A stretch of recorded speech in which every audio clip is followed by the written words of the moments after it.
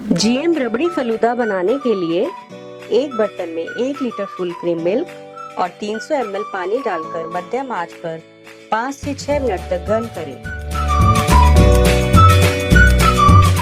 अब दूध में 200 ग्राम जीएम रबड़ी फलूदा मिक्स डालें।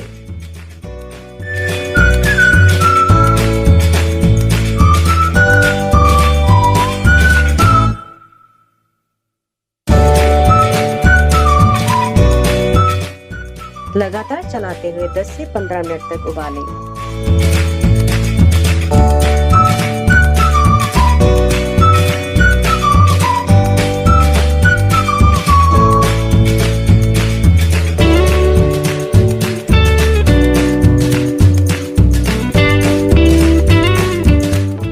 बर्तन को आंच से हटा दें और 10 मिनट के लिए ठंडा होने दें।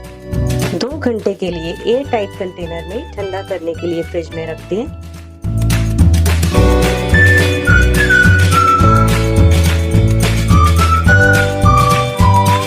आपका जीएम रबड़ी फलूदा बनकर तैयार है। ठंडा ठंडा परोसें और इसका आनंद लें।